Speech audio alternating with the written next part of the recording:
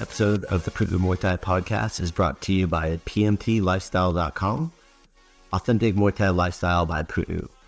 Definitely go check out the website at pmtlifestyle.com for some awesome lifestyle merchandise. That's for those of you out there either involved in Muay Thai, looking at getting involved in Muay Thai, and embrace a healthier lifestyle to live the life of the Nok Muay. Go check it out. I want to talk about Black Room at Deep Studios. If you enjoy the content of this podcast, you will definitely enjoy the value that you get out of the Black Room and being a member of the Black Room. What it is it's a subscriber-based way to support the podcast. If you enjoy the podcast and want it to continue, I'm asking for your help. And in exchange, you're going to get an underground view of Muay Thai, American Muay Thai, as well as within Thailand. We have people who are now working on the ground in Thailand that are helping us get media, content, all that stuff. We're posting it there on Black Room, as well as behind the scenes footage of the podcast recordings when we're recording. After I stop recording for stuff that we broadcast, we put some subscriber-based only content on there. So you're going to really get a lot of value out of that subscription. Okay, it's not just supporting the podcast. We also have podcast subscriber only merchandise that's coming out as well here in 2024. So you have to be a part of the Black Room in order to get access to that. So I'm asking you for your help on that, but I know that it's not so much of you helping me. It's going to be us giving you a ton of value that you're going to get and just enjoy it. And it's only $5 a month. All right, you can cancel it anytime. Every little bit counts. Please go join it. The link is down in the show notes. All right. Anyways, sit back and enjoy the show. Hey, this is Jonathan over at Pu'u Muay Thai Podcast. Today I have Paul Reavlin in on the podcast today. If you don't know who Paul Reavlin is, you probably haven't been around martial arts that long within the USA. Paul Reavlin is the founder of Revgear. Revgear is equipment manufacturing. They make gloves, Muay Thai equipment, Krav Maga equipment. They make stuff for Brazilian Jiu-Jitsu, kickboxing, MMA, literally everything. And they've been around the sport for a very long time. They were sponsoring fighters back in the day.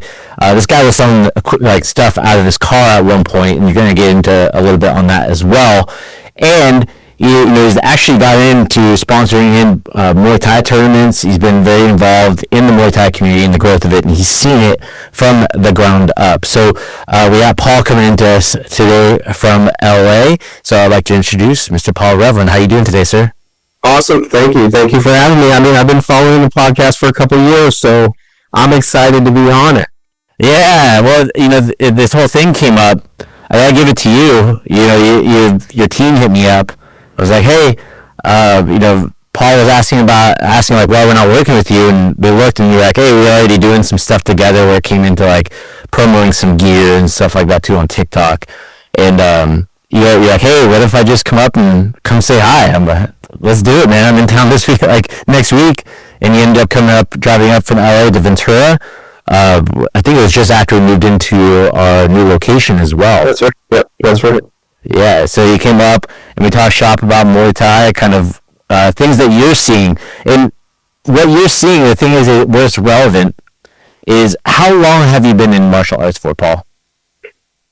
Well, look, Revgear was started in 1996, so next year is our 30-year anniversary, right? So yeah, it's a long time. I've seen a lot of things come and go, and it's exciting. It's an exciting time for Muay Thai, to be honest with you. I think it really is. Yeah. Well, so from 1996, like when you started Revgear, to now 30-year span of evolution of combat sports, and that's really like, because that's when UFC 1 and all that stuff was that UFC 3 around that time, I think.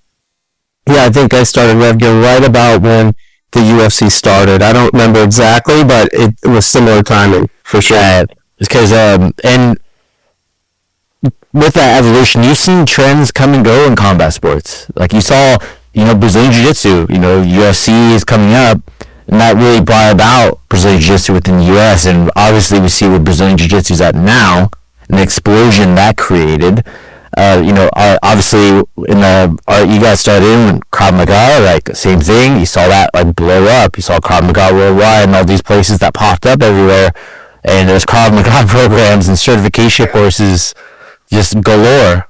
And I think I think when I started the company, Taekwondo was still pretty big at the time, and MMA really came about right about the same time when the UFC started, for sure. Yeah. And also Krav Maga. We've been through a number of cycles. So MMA exploded in like 2008, I want to say, or 2005, I think it was. Krav Maga was really big.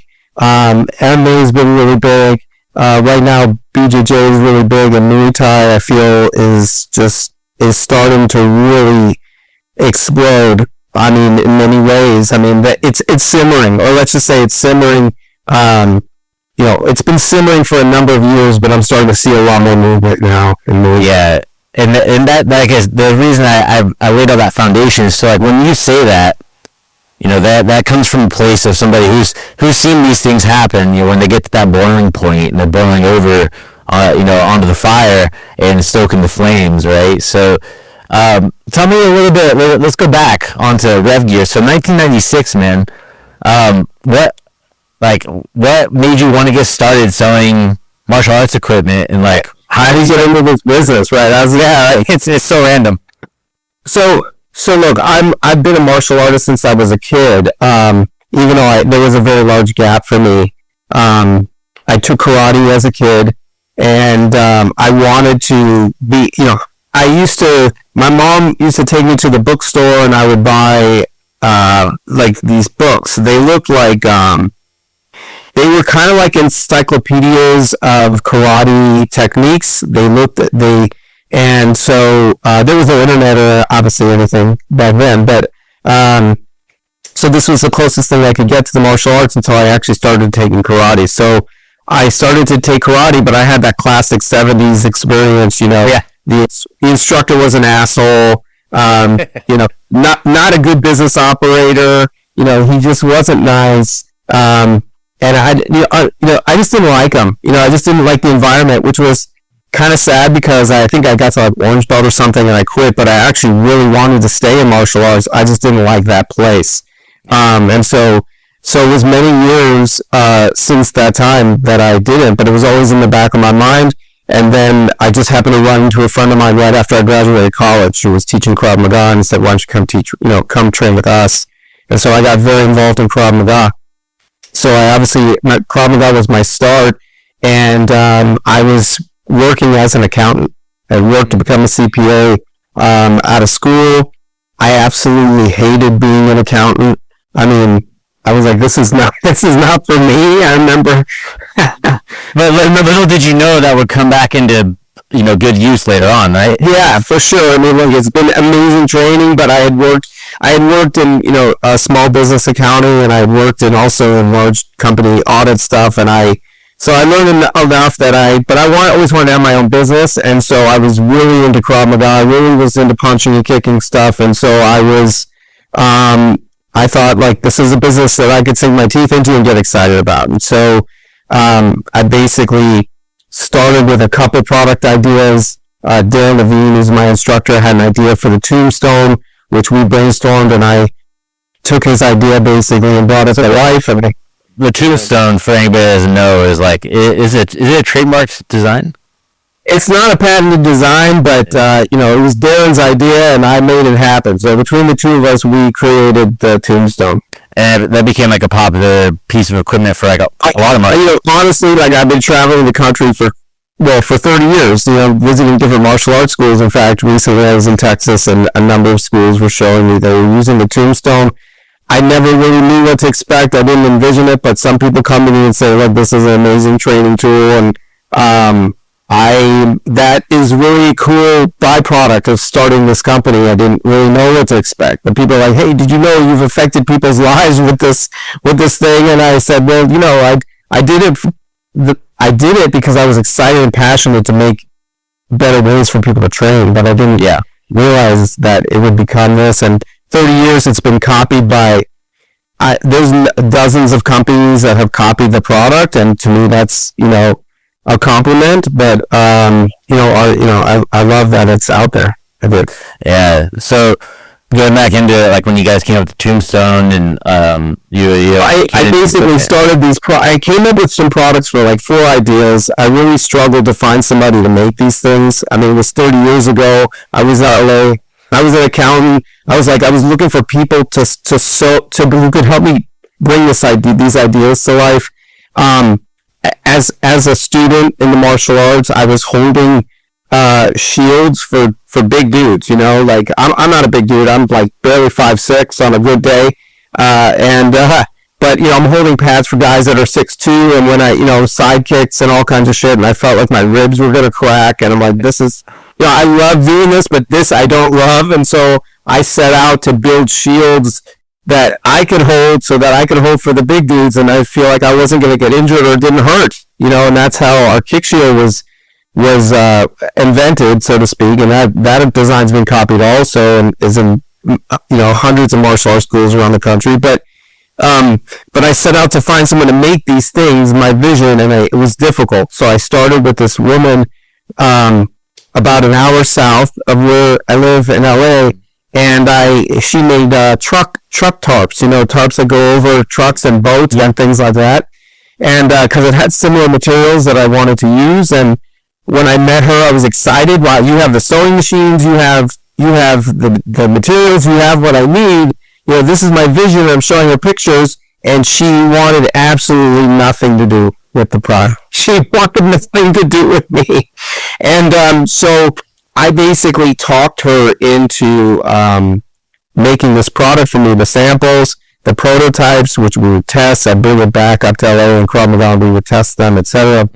And one thing led to another, and eventually to get rid of me, she introduced me to a man who was also an hour and a half away, named Tom, who had a business building, or he was making dragging dummies for like fire departments, so they got trained on pulling people from burning buildings and stuff. So this guy also had experience, but he happened to have also made some heavy bags and some other things for guys like Richard Bustillo, Chuck Norris, and even Bruce Lee. So I was like, when I met him, I was like, wow, you made something for Bruce Lee. You're my hero. Yeah. You're just the guy, right? You know, like I grew up watching Bruce Lee and Jean-Claude. I was like, this is like, you know, that's why I became a martial artist. And so that was really exciting. I get really passionate when I talk about it because it was exciting to finally find someone who could bring my ideas to life. You know? Yeah, like this idea, this lady who's saying like, no, I'm not doing this. It's just somebody who is essentially already doing what you wanted to do with these. Yeah, and so he helped me make heavy bags and stuff for me, etc. And I would, you know, and then there was, you know, and I would store this stuff in my bedroom. You know, I had a bedroom at a place up here in LA. And I would store my bedroom. You couldn't see it, but like obviously I was speaking to people on the phone. But I had like stacks of kick shields and tombstones around my bed, and I had heavy bags in the corner down in the garage. And so it was crazy. I started to call martial arts schools around Los Angeles and make appointments to meet with me and see my gear, right? And so I was often delivering stuff. I had a black Mustang convertible, which is a sweet car to have when you're, especially in LA. Yeah, when you're in LA in 26. However, the summers can be pretty freaking hot. So I'm touring around in my black Mustang and going door to door at martial arts schools. And often, if I sold a heavy bag or 2 or 3, I was delivering them out of my Mustang. Eventually, my dad eventually gave me an old beat up pickup truck, but in the meantime, I was delivering out of my Mustang, which was pretty insane. And the other thing that happened was I realized that, you know, I would drive across town. I'd make an appointment with a martial arts school owner, and I would drive across town, and then they weren't there. You know, I'd be calling them up like, hey, where are you? We had an appointment. Oh, I forgot, or oh, I had this going on, or whatever. And so, you know, when in LA, right, in traffic, you could drive not even that far. It could take 30, 40 minutes or an hour. So, like, when you're in the heat, you're doing this back and forth. I realized after time there has to be a better way. And so I started calling. I just started picking up the phone and calling up martial arts school owners and trying to sell over the phone. I learned how to sell over the phone. Yeah, Yeah, well, let me ask you, what was people's perception of you when you showed up in your black Mustang with the heavy bags hanging out the top? Right, I'm imagining like your trunk probably tied closed, some bungee cords, some shit. So, like, what was the perception? Like, what were you able to sell stuff? Well, I never really took a heavy bag and drove to a place unless I knew it was sold. However, I did take shields, and so I would get out of the car with this giant duffel bag that had all my samples. It had shields, it had multiple shields, and it had gloves and shin guards. The first 4 or 5 products we had, and so I would get out. But honestly, those people appreciated my passion. Like this guy's trying to do something different. He showed up at my door. No different than when I came to see you. I mean, yeah, it comes second nature to me. I've been doing it so long that it comes second nature to me. Like I want to go. I want to meet people. I want to see them face to face and start a relationship with them. And I get, we can talk more about it, but I get really passionate about trying to help martial arts school owners grow their business. Because I know all the things they go through. Yeah, and you and me, we were just talking the other day about it, when it comes into some stuff, which we'll get into in a little bit.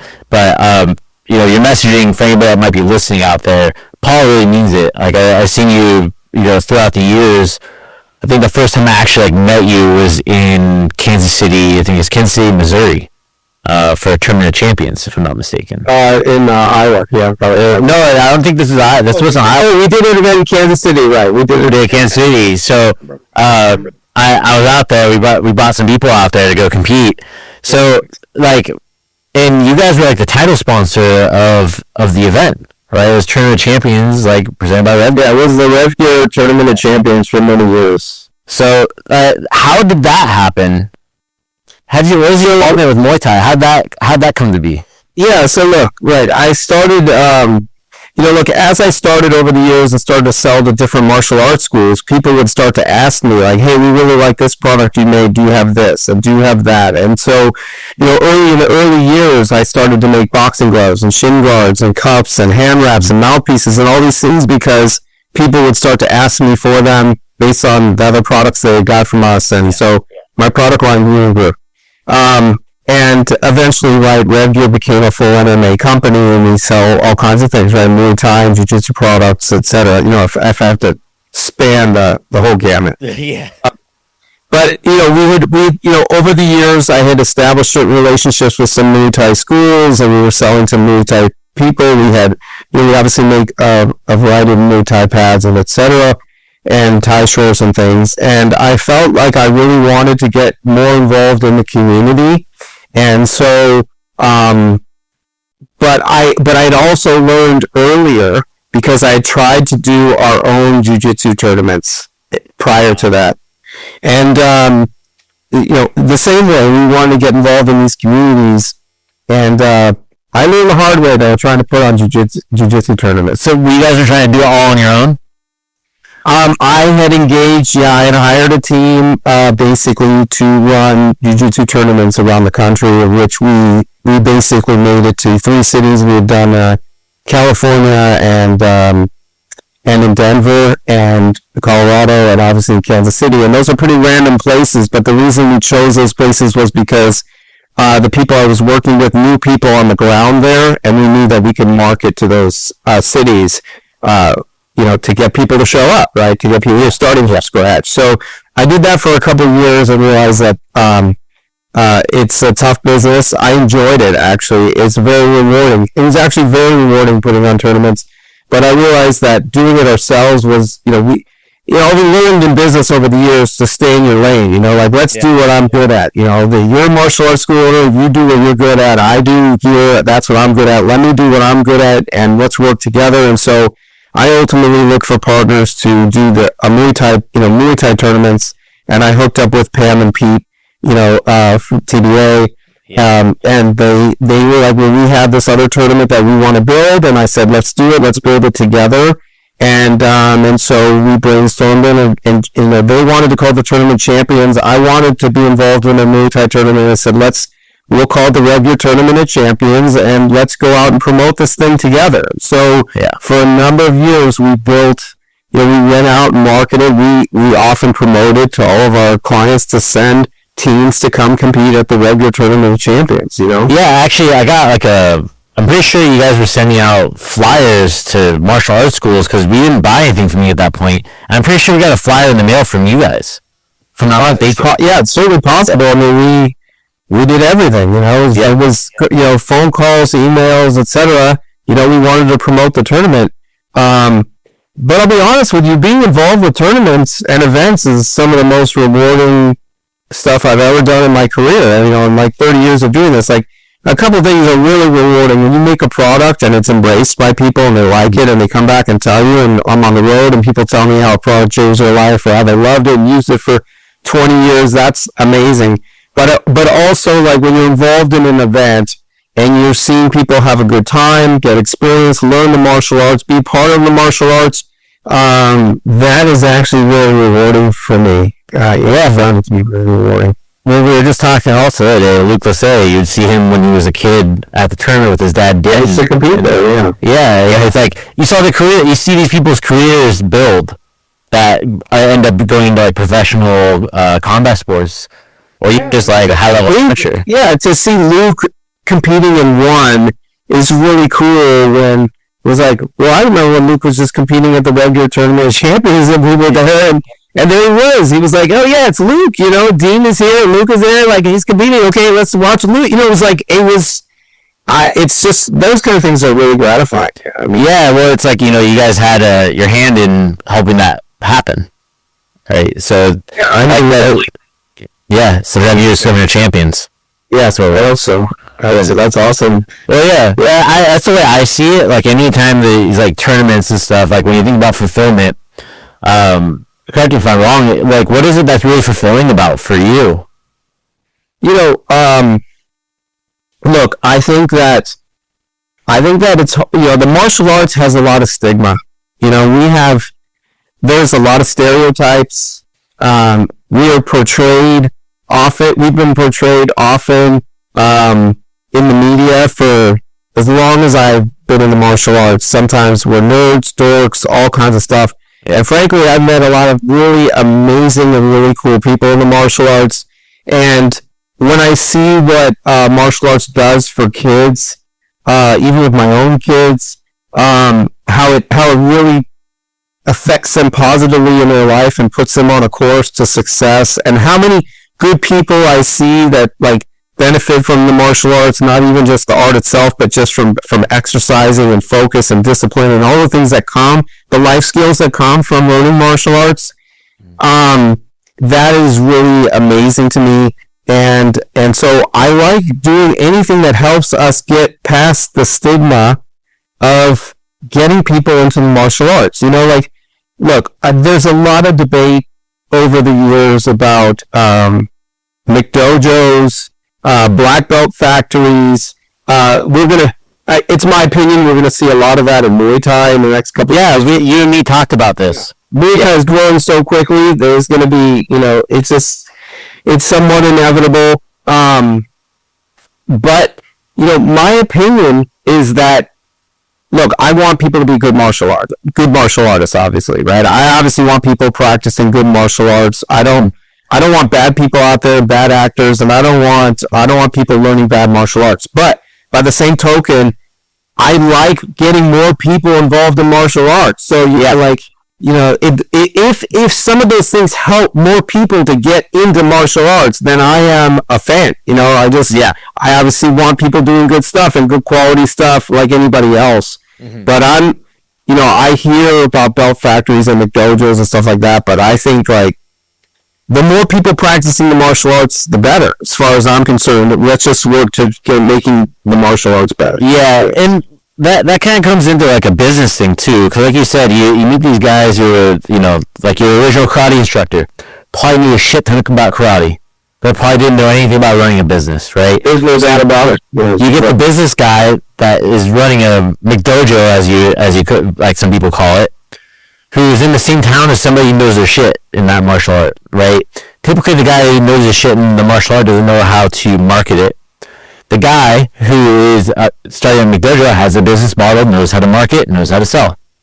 And that's where some of that issues come up, where they get some abrasion, because it's like, hey, like this guy who has not even a fraction of what I know is killing it. Why? Right? So I think there's a lot of resentment, I think, from people based on that. But it's, I told you, it was like I would see stuff in Muay Thai, like for content. I'm like, man, these guys are killing it with this stuff. I'm like, they don't even have a gym.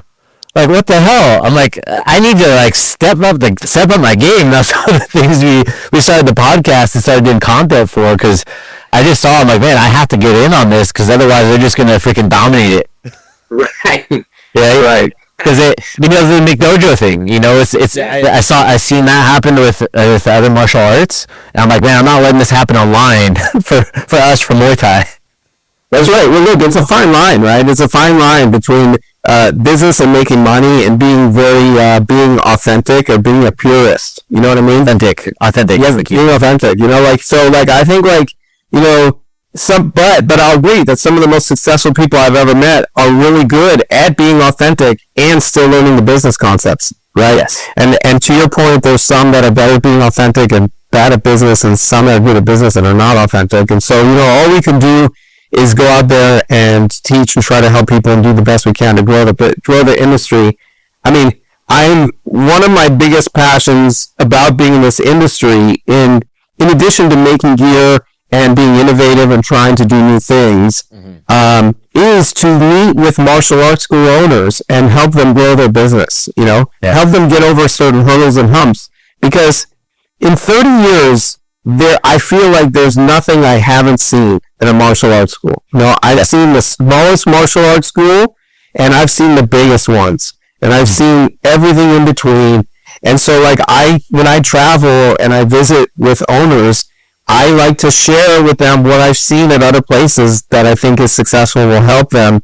And so I spend a lot of time trying to teach them how to sell more martial arts gear, how to sell more martial arts merchandise, but in general, how does that help them with their business and how to grow their business? Even if just to sign up people. Sometimes I'm just talking with owners about how to sign up more people, because at the end of the day, that's their core business. They need to sign up people and keep people from quitting, Yep, that 100%. Like, I've talked about that on here before with some other people, gym owners or just involved in the industry, about how it's a people business, and part of that is making relationships, like what you were talking about. Also, when you came up, you were showing me some stuff you were working on that could help gym owners. You had this online portal where it was like, it had the gym's logo on it. You had shirts, you even had like Muay Thai shorts and stuff like that too. So tell me a little bit more about this program that you're putting out there, you're starting up. We have a new program. We have a new program that allows Muay Thai schools to have basically a branded website with apparel, but more importantly, tie shorts, jerseys, dry fit shirts, beyond just the basics. And but the real gig behind it is that we built it in a way that they don't have to have any inventory. Now, a lot of martial arts schools just struggle with keeping inventory, keeping the right inventory, spending a lot of money on inventory, having the wrong inventory that doesn't sell, and having money tied up in it. And to be honest with you, after 30 years in the business, I'm not going to tell you we don't have that at Revgear too. And any one of the other companies that do what we do, inventory is a thing. You either don't have enough of the good stuff, or you have too much of the bad stuff. It's a never-ending game, and it's not for the meek. No, and that's where it goes into, like, what you're saying is like, hey, you make equipment and you're a manufacturer for that stuff or retail, and like we're the martial arts school, like let's focus on what we're doing good and how we can support each other, right? Because I'd much rather have you handle that. Like, what's that? I can take. That's why one of the things I've heard from traveling and seeing so many places is the pain that's involved with inventory. So we came up with a way that martial arts schools can offer these products to their students without having any inventory. And so I'm excited for more. We've started to work with a decent amount of schools now, and I'm excited to work with a lot more because I think it's really going to help them. Yeah, and correct me if I'm wrong. So when you say they don't carry the inventory, you have it online on like this portal that you guys set up, right? It's like a shop, a website. The person orders it, it gets shipped. Does it get shipped directly to them, or does it get shipped to the school? Yeah, it can be both, but we like to ship to the school so the school can maintain the relationship with their student. but we have the ability to ship directly to their student as well. So they don't really ever have to touch it. Yeah, you guys are. It's for those that know what this term is. Drop shipped, essentially. Yeah, it's effectively drop shipped. We prefer to drop ship to the school, but yes, it's effectively drop shipped. The school owner never touches it otherwise, and they don't have to put up any money. They don't have to put up any money for inventory, and then they can still make money. We work with them so they can still make money selling the product and don't have all the pain of all those other things that have come. Yeah, and it has their logo and stuff on it and everything too. Like, of course, it has Revgear on it too. It's like it's co-branded, and it's like, I think it's a genius thing. Like, I've been doing drop shipping for us since like 2019. Through like various drop shippers like Printify, Printful, but there's no Muay Thai stuff. There's not Muay Thai shorts that you can get made like this where they can get shipped out. So I think it's, and much less like the dry fit jerseys, like doing designs of those, it's a pain in the butt, man. It's not easy. Oh, but not only that, I think from our customers, they really struggle with, the quality out there is shit. It's just shit. And the companies that make coffee mugs and all that stuff, I mean, they'll do t-shirts for you, but they're not making stuff that you want to train in. It's just shit. Honestly, it's promotional junk. It's designed to make, pens and pencils and cups for your business, if you have, not our type of industry. And so we've been trying to make those things work, and I get that, but, it's not made for what we do. So, like, I'm trying not 100%.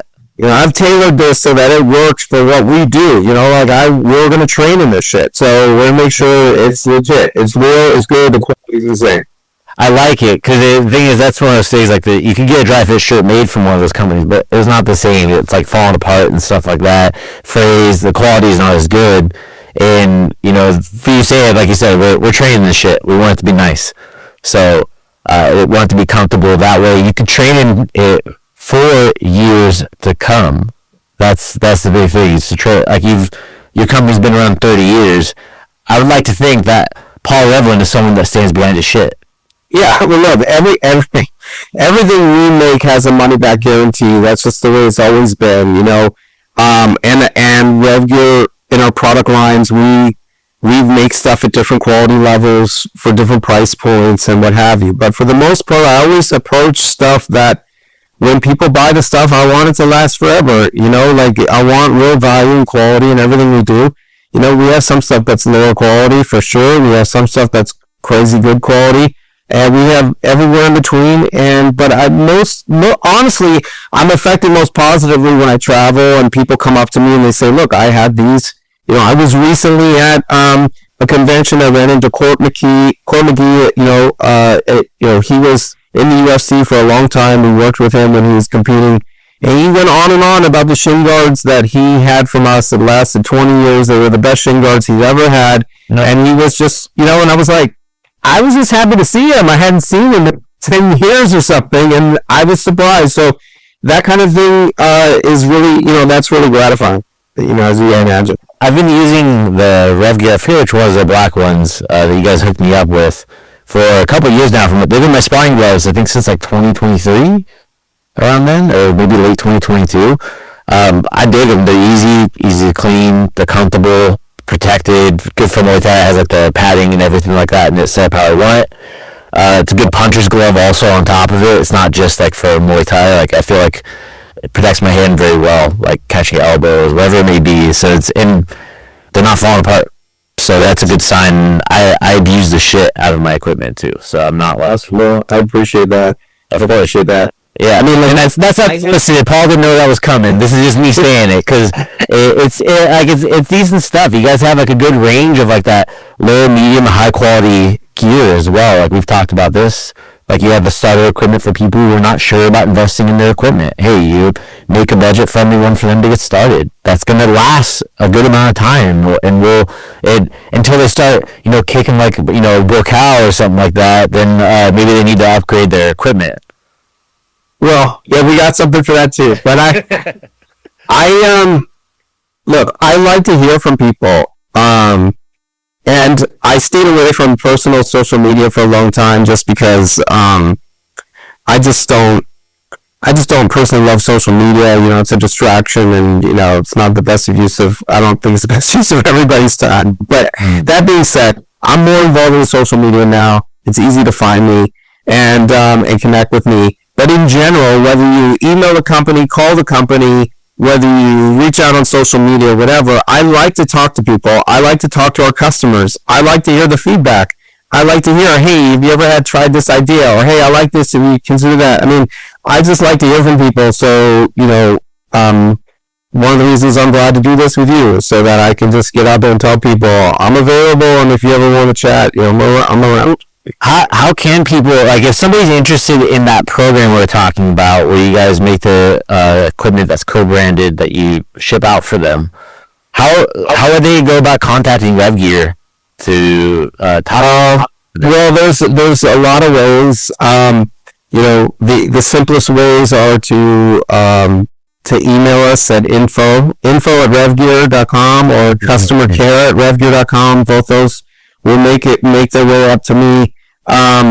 You can hit us up on social media. We have people who help with social media, like that at Revgear, right? Yeah, Revgear is our social media on Instagram and Facebook, and we have a YouTube channel, but probably not the best on YouTube. But you can hit us. Now, I'm personally on social media. I'm just Paul Reavlin on Instagram and Facebook, but my name is spelled funny, so if you type in Revlin, you're not going to find me, but because my name is Reavlin, so it looks like Reavlin, but it's pronounced Reavlin, so I'm Paul Reavlin, which looks like Paul Reavlin, but then you can find me. And, any of these ways, just reach out. We will respond. Yeah, and anybody that's watching, I'll have this down in the show notes as well, so that way you have those details. Or if you're listening to this, it'll be in the podcast show notes as well. Paul, getting into this too, for Revgear, everything you do, was there a point in time where you just wanted to quit and just give up? Yes. Many times. And one in particular that stands out?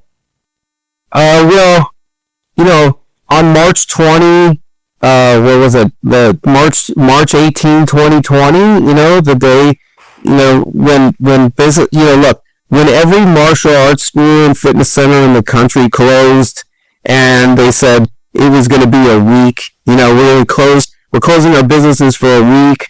Hey, longest 2 weeks ever, man. Yeah, the longest 2 weeks. It took 4 years, and that was an interesting day. To be honest with you, because I'd seen all of our business literally not the way you want to see a sales chart go. It was just diagonally straight down in the days lead up to that, and then boom, to zero. And that was interesting because I had been working on look, Revgear, when you have a business, right? And I'm sure, Jonathan, you could think the same thing, but my business is a project for me. It's I love my business. I go to work on my project every day. I don't really feel like I'm going to work. I just work on my project that I love to build, right? Now, it's a project that could suck the life out of me some days, and yes, yeah, that's a good way to put it. Can be brutal, because there's all kinds of things here. But on that day, I had to really think, what the hell are we going to do, right? And that led to all kinds of other crises that came out of the pandemic, from supply chain crisis to we got exploited on prices of containers and all kinds of bullshit, okay, for years. And just to see where when the storm washed away, when the waters receded, and it was okay, what is our industry? Now, what is our industry? But there were a lot of challenges in there. There were a lot of challenges. We have some challenges today even, but specifically that day was a rough day. I had to, I've had to lay off staff a couple times because of things like that. That was very difficult, and not anything you want to do as a business owner ever if you don't have to. And so, yeah, there's been a number of times where you feel what the hell am I doing? But I will say this, though, like any other business, and I think you probably agree, it's if it was easy, everybody would do it. and you have to be persistent. You have to not quit. Otherwise, To show up every day. you got to show up. That's right. That's the biggest thing is, and I like the story you said about March 18, 2020. Like that was like we documented our time going through that process as a martial arts school here on the podcast. So if anybody that's listening, or if you watch as one of Paul, people that follows Revgear and sees us later on, we got some of our early episodes because we started the podcast in September 2019. So pretty early in our podcast journey, we were in COVID, COVID times. So. Like you said, it's not something you want to go through. But one of the things I always learned is, you said it, is you got to show up. And for one of the reasons why, our academy became what it wasn't because, I was the best fighter or anything like that. It was because I showed up.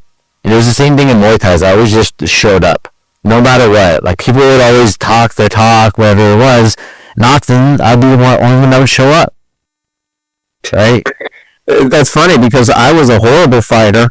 Every time I sparred, I got the shit kicked out of me, and I still showed up. Yeah, you just man, how do I suck a little bit less today? If I can just go I got kicked 9 times. If I can get kicked only 8 times a day, we're winning.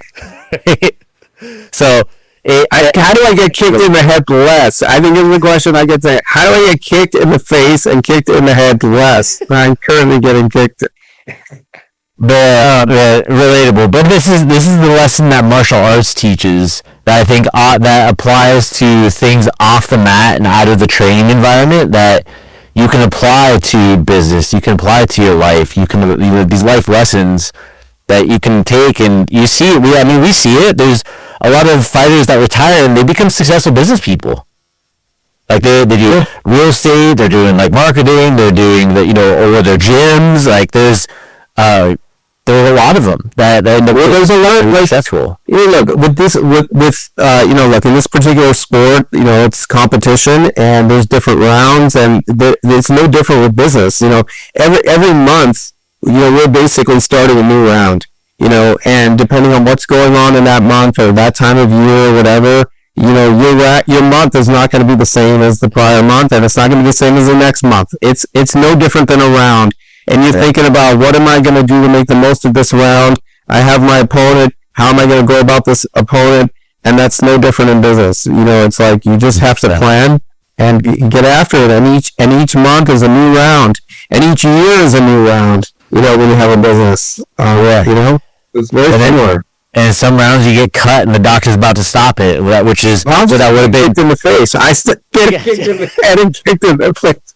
It's just a different form of it, but so I must be glutton for punishment. Man, you gotta learn the Muay from you, the more evasive style, man, like Sanchai, or you gotta learn how to bend and move the shots. I definitely need to do a seminar with Lindsay. Yeah, dude. Here's the thing. So there's and I didn't just bring up that analogy willy-nilly, because when it comes into fighters, so I've met fighters this fighter that's from the gym that we host our Thailand camps at, called Keith Cantorn. They had a fighter named Naparat. He beat Sanchai 3 times in a row. Okay, they fought 5 times total, but Naparat's not still fighting. Sanchai still is. So if there's something, he keeps showing up. Yeah. He keeps showing up, and his style and way of doing things allows him to keep showing up, and your style of business allows you to keep showing up. Yeah, well, it's you just can't ever quit. I mean, that's the reality. You can't. It's not going to be easy. It's interesting. It's an interesting time, compared to 30 years ago when I started the business. There's a lot more opportunity now. It's a lot easier to do certain things. But business is still, you gotta show up. I tell people this. There's a sign in our warehouse at Revgear. There's a sign above the door as you go into the warehouse, and because I want everybody to see it every time they're going in and out. And the sign says, success looks easy to those who were not here when it was being earned. And that is the reality of business. We notice, it doesn't matter our industry, you notice a brand that just appears, and it just appears for us. All of a sudden, people know about the brand, but people have no idea what was involved getting that brand to that level or any business to that level. Do you know what I mean? Or any level. You know, people just like, you know, even in your Muay Thai school, you know, to get to 100, 150, 200, whatever your goal is in terms of students. No one has any idea how long it takes or what's involved to do that. It's a lot of work. So yeah, man. Well, it's like, you know, for us, Pu'u Muay Thai in Ventura. So I worked with Kovars with Shion Nick Wilson, and you know, he was one of my business coaches. And my goal was 200 students in 2017. We didn't hit it until 2025. You know, we had COVID and all that stuff in between there. Yeah. Okay, so like frame it that things like, oh, I didn't reach my goal in 3 months. Okay, so that's what, 8 years? Yeah. So that's almost 10, you know, essentially that was almost 10-year goal that we were going into that. So set out to be a 1-year goal and it became an 8-year goal. Yeah, it's like, yeah, there's things that happen in those rounds, right? There's things that happen in those rounds, and you just gotta, like I said, keep showing up, you keep working towards it, and it was one of those things, like, that's still the goal, right? Yep, we're still working on it. You didn't realize that the opponent had a mean left hook, right? And so... Dude, they're not just a mean left hook, man. They had a mean left hook, a mean left kick. They could keep you, they could keep you away, they could dump you to the ground, you know, and they'd get away with stomping on you on the ground, too. Exactly. Closing the distance was difficult. But yes, most people don't realize how hard it is in any business to grow the business, and what, you know, even when it's always 3 steps forward, 2 steps back, and things break, you know, and which is really frustrating. You build people in your martial arts school, you train people, they quit, they leave, they go to other jobs, they do other things, you know, it's always 3 steps forward, 2 steps back, and so, you know, you gotta, just like in Muay Thai, you gotta be ready to keep marching in, you know, you gotta be ready to keep marching in. Just keep going and just kind of poker face it and keep going, and then afterwards, once you have your little rest interval, you can, man, what do I do next? Yeah, that's right. Keep going. And you have people, and you look for mentors, right? Mentors who are going to coach you and be in your corner. It's the same. It's totally the same. Absolutely. Like, that's one of the biggest things, like the mentorship. So it's one of those things that we started doing to help out with like other people who are trying to start up the Muay Thai programs too, is like a mentorship program through us. We actually license out like our curriculum, everything that we do, all our business processes for people. I was just visiting, and I had him on the podcast, Teep City Muay Thai in Parker, Colorado. Is the same thing. It went from $0, up to get from $0. He has a full blown operation now in Parker. So that's awesome. But it takes a mentorship, right? Otherwise, it would take much longer. It might not be as successful as fast. Like, I think this guy was gonna be successful regardless. But these things, you have to have them, because you need someone to bounce off these different situations you go through in business. Just like you do when you're training, like you have your coaches, like your coaching staff that you ask questions, and you know, it's the same reason why you trust your coach when they tell you to do certain things too. That's right. Yeah. That's right. Well, awesome. Paul, it's been great having you in today. Again, how can people connect with you? What's your Instagram? Okay, so my Instagram is just Paul Reavlin. It's Reavlin, Reavlin. So it's Paul Reavlin. That's my Instagram. I'm also on Facebook, the same. I'm also on LinkedIn, even though I don't check LinkedIn very often, but I'm there. So don't hit Paul on LinkedIn, okay?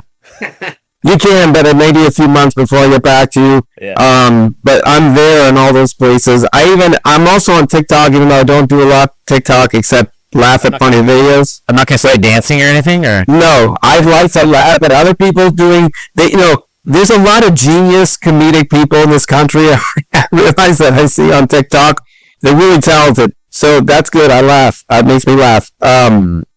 And my wife makes me watch dog videos. But the point is that you can find me also on TikTok. I think you can. I just don't post a lot there or whatever. But I'm there, so maybe you can contact me there. But look, you could also email me at paulr@revgear.com. But the thing is, my spam filter is very aggressive, so sometimes I don't see certain emails. So if I don't respond, doesn't mean I didn't want to. It means I didn't get it. So just hit me up on social media. Paul Reavlin on Instagram or on Facebook, probably the easiest way, or just send an email to info@revgear.com, and the team will forward it to me for sure. Well, Paul Reavgear, Thank you so much for coming in today. Until next time, everybody, we'll see you in the next episode. All right, that's going to be it for today. Thank you so much for tuning in today to the Pu'u Muay Thai podcast. If you enjoy the content, go leave a review over on Apple Podcasts and on Spotify. Give us a rating. It means the world to us. Also, if you want to be a guest on the Pu'u Muay Thai podcast, or if you just want to shout out to your friend, go check us out at podcast.pu'umuaythai.com. You can submit to be able to be a guest on the podcast. You can submit what you want to talk about. Also, if you want to just give a shout out, there's a button for that too. Sawadee Kop.